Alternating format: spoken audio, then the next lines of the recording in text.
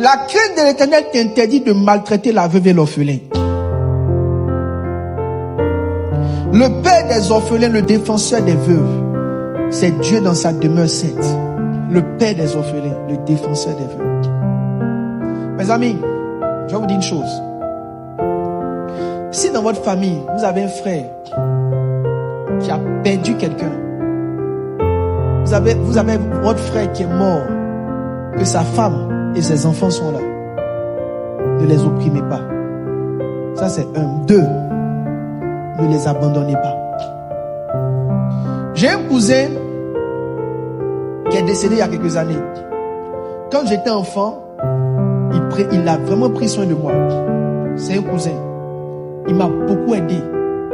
Quand mes parents, c'était comme ma nounou. C'était un grand frère, vraiment un cousin. C'est lui qui étudiait avec moi. C'est lui qui m'a aidé à l'école. Il était couturier. C'est lui qui étudiait avec moi. Et il est vraiment mort d'une manière difficile. Mais quand il mourait, il avait enceinté une fille. Et soit l'enfant est né, soit après la mort, bien pendant que l'enfant devait être très bébé. Mais il avait enceinté une fille quand il est mort. Et je m'étais promis que par devoir de reconnaissance, cet enfant-là, j'allais prendre soin de lui. Et puis après, j'ai perdu la maman, on l'a perdu de vue. Et récemment, j'étais allé saluer ma mère. Et elle m'a dit, voici l'enfant du cousin là qu'elle a. Je lui ai dit, maman, cet enfant, de maintenant, jusqu'à ce qu'il va travailler, je le prends en charge.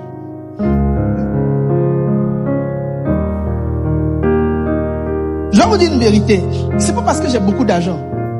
C'est pas parce que ça ne sera pas une contrainte. Mais vous ne pouvez pas vivre une vie et vous dégager de tout ça. Ça fait partie de la vie. Ça dit, ça fait partie de la vie. Ça dit, faut prendre les problèmes des autres sur toi. En vérité, ce qui rend riche, c'est quoi? C'est le cœur à prendre les problèmes des autres. Plus quelqu'un prend les problèmes des autres, plus Dieu commence à lui ouvrir des portes. Vous avez perdu quelqu'un dans votre famille. Son enfant est vivant. Vous prenez pas des nouvelles des enfants. Est-ce qu'ils vont à l'école? Vous ne prenez pas soin. Vous prenez pas. Et puis c'est vous qui lisez le verset. Le père des orphelins, Dieu de la veuve, Dieu de la veuve. Je peux vous dire une vérité. Ce que je prêche, ça ne vous plaît pas beaucoup. Hein. Mais c'est ça la crainte de l'Éternel. Quand il disait, il dit la vraie religion, c'est quoi? Il dit la vraie religion, là, c'est prendre soin de toutes ces personnes-là. Quand tu crains Dieu, ça dit que c'est très facile pour les hommes de se soustraire des problèmes des autres. Tout le monde a une bonne raison d'estimer que je n'ai pas forcément un lien direct avec la personne. Donc, mais laisse ta conscience te parler et te demander si toi tu ne le fais pas, qui va le faire? Je vous ai parlé de mon ami. J'ai envie d'insister un peu sur ce sujet-là.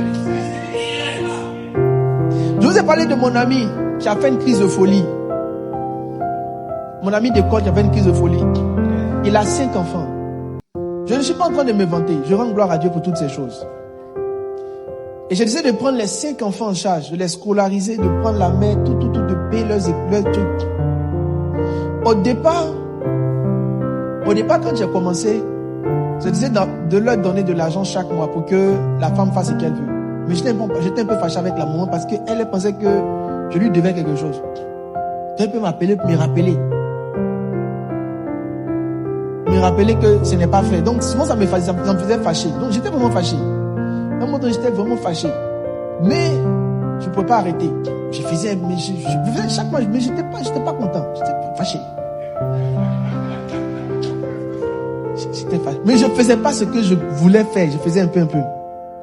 Et puis, je demande donc à... Dieu m'a fait la grâce d'avoir plusieurs cadres, plusieurs orphelins, plusieurs veuves sous la main. Donc je demande à celle qui gère tout ce système. Je dis, il faut aller chez la dame là, il faut aller voir. Si je ne comprends pas son esprit, va voir de quoi il s'agit. Puis fais-moi un retour clair pour qu'il sache mon argent là, ça va dans quoi. Et elle va aller donc voir. Elle va aller dans l'école. Je partais à Bassam. Non, je partais vers Bassam. Vers 19h, 20h. J'étais au volant, je venais de passer le péage. Donc elle m'a appelé et elle me faisait le point. Et elle m'a dit, la petite qui est à la maternelle ne mange pas. entre midi et 2, là, la petite ne mange pas.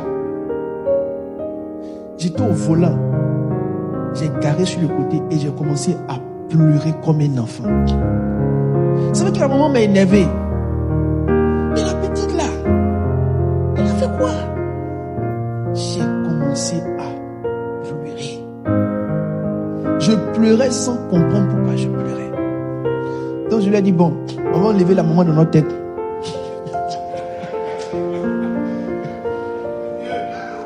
Et on va vraiment s'occuper des enfants. Le dimanche, je suis passé, ils sont venus à l'église ici me voir, me saluer. Quand ils sont rentrés dans mon bureau, quand j'ai vu les jolis enfants, j'ai commencé à couler des larmes dans le bureau. J'ai dit, Seigneur, si je ne les avais pas aidés, ça fait des années maintenant. Donc la petite m'a dit que non, elle est 4e à l'école. Ils sont venus me montrer les résultats. Le petit là, lui, il a eu un prix. Il est CP ou bien quoi, mais là, il fait partie des meilleurs. Il donnait un piano à l'hôtel communal. Et je m'étais dit, mais si je ne les avais pas aidés. Et puis le petit là me dit, papa, mon papa, bien quoi. Il dit, papa, je suis comme toi, j'étais récent. Tu me ressembles, j'étais récent. Il me dit quoi? Regardez mes amis, vous ne savez pas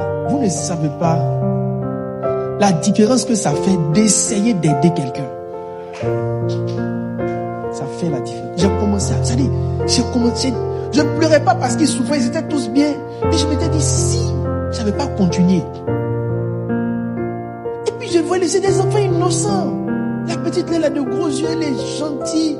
Oh, bonjour papa, bonjour. J'ai dit, mais Seigneur Jésus. Maintenant, imaginez le nombre de personnes